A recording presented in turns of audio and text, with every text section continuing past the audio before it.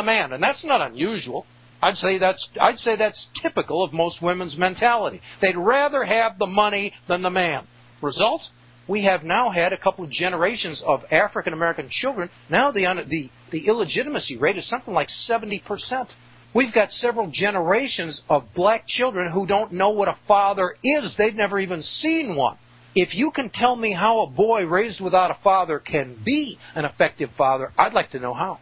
Because I don't think fatherhood is something that is innate. I don't think it's something that you do instinctively. I think it's something that's learned.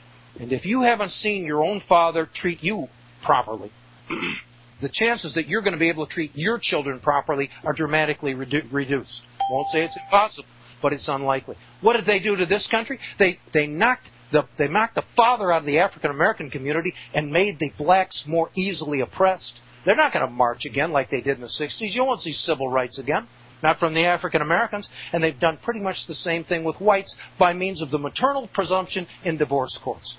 The nation is being ruined while we fool around and embrace this nonsense about a maternal presumption. It's got to stop. Hi, ladies and gentlemen. I'm Alfred Adask. This is the American Independence Hour, and I am ranting about women. I thought I was done at halftime, but actually I got a little more to say. Women need to wake up. Not because you're decent, not because you're nice, but because you are in terrible jeopardy. Right now we live in a society that is roughly, we are pushing to where we have about 53% women. You are the political majority. Hooray, hooray, women are the majority. Gee, things are going to change now, aren't they? Let me tell you something about political majority.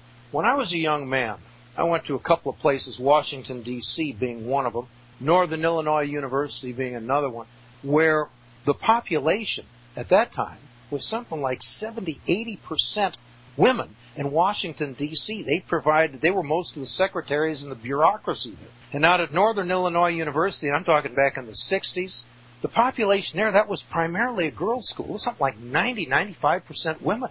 And this was a time when the world was a fairly conservative and seemingly moral place. I visited Northern Illinois University. You had women whistling out the window at me while I'm walking down the street. I saw women climb out of windows in their dorms to come chasing after any man that was walking down the road. The same thing, I won't even get into the details, but much the same thing was going on in Washington, D.C. And one of the things that I've observed over the years is if you want to see a moral society, you're going to be looking for more of a society where women are in a minority rather than a majority. And I believe there's good reason for that. When women are in a minority, they are highly valued. Right? This is just supply and demand. You take an example that comes to mind, an illustration. I'll give you the illustration in a moment. But when there are more men than women in a society, that's when you will see men treat women with care and courtesy. That's when women get to pick and choose.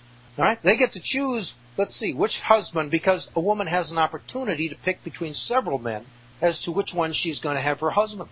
But when we have a situation as we do now where women are becoming the majority, guess what? There is serious competition among women to gather, to gain, marry, take control of, take possession of, put your own language on it, the relatively few men. Now, if we take a look at society and we say 53% of the population is female, at first glance you're going to sit back and say, well, that's no big deal. It just means there's an extra 3 women out of every 100. That's the way most people would look at it. But that's not so.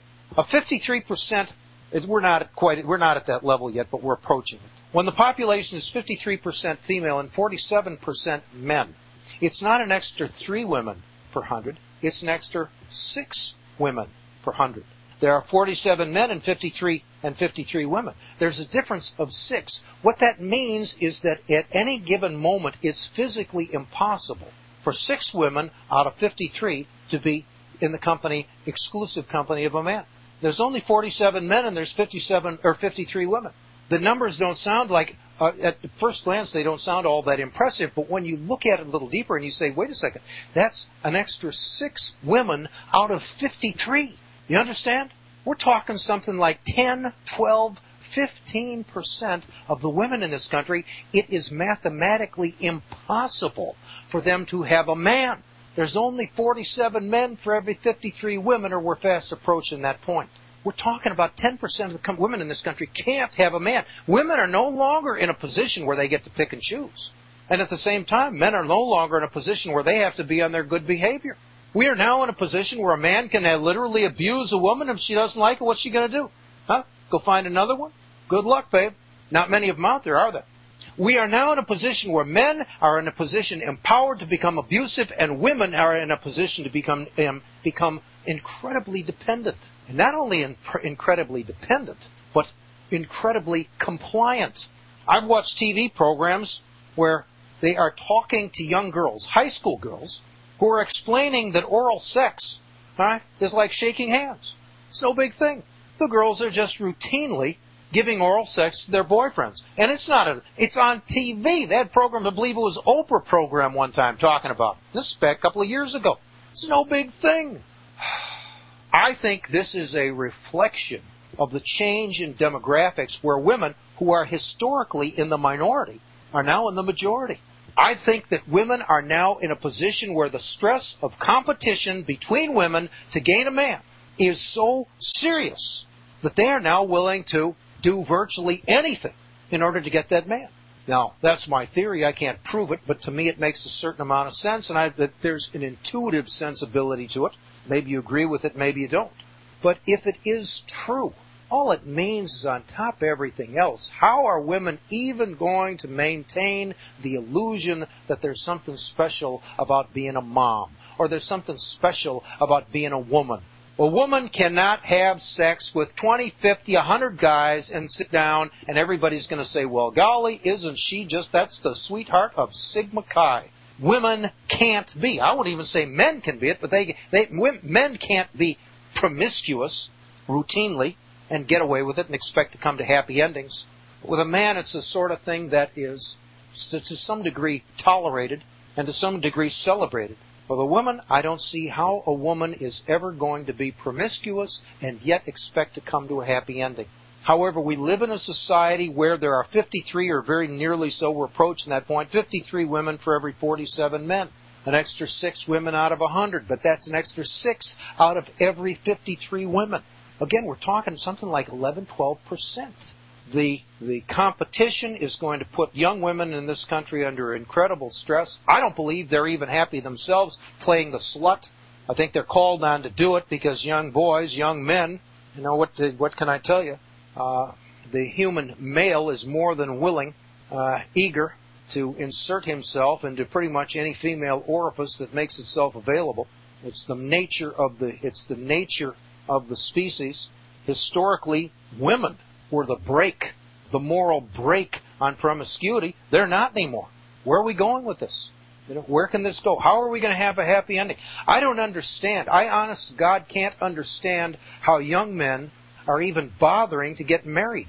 If you don't understand, if you don't know your wife in this society, if you haven't known her for a long time before you were married, and you are absolutely certain that she is fundamentally monogamous, we now live in a society where you have to presume the woman that you are interested in has probably slept with God knows how many other men. I am unable to understand. Maybe I am just too old to get it, right? But I am unable to understand how a man can marry a slut, a woman he understands has been sleeping with God knows how many other men, and have any respect for her. I don't understand it. I don't know how they're going to do it. Maybe they can do it. Maybe the younger generation, maybe it's no big thing for them. Maybe I just don't get it. But I think that if your wife has been promiscuous as a young woman, I don't understand what's going to keep her from being promiscuous once you're married. And what are you going to do about it? File for divorce? Take her to a damn divorce court? Where you understand that if you walk in as a man, you are necessarily going to be the bad guy in the situation, and they're going to punish you and give her everything she wants, or at least that's the way it will typically work out. Now, there are people who would argue, there's divorce court lawyers who say, oh no, when there's a real battle for custody, men have every bit as much right to get the children. There's a 50-50, roughly, when there's a real custody battle. Men get the kids about half the time. Yeah, when there's a real custody battle, that'll cost you $75,000 or $100,000. In other words, wealthy men, yeah, they'll get the kids half the time.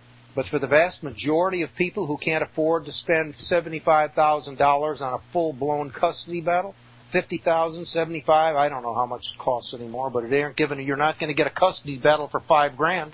If you can't afford the fight, I guarantee they're going to give the kids to mom. And in doing so, the children will be impaired. And the moms of the world don't give a damn. Everybody knows it. Everyone knows that the children raised without fathers are going to be impaired. Everybody knows. It's not a secret. We try to dance around and we talk about single-parent families. Children are raised in single-parent families. See, it doesn't matter, though. All it is you only have one parent as opposed to two parents. They try to make the question of parenting a question of mathematics. Sure, it's better to be raised in a two-parent family than in a one-parent family. But if we follow that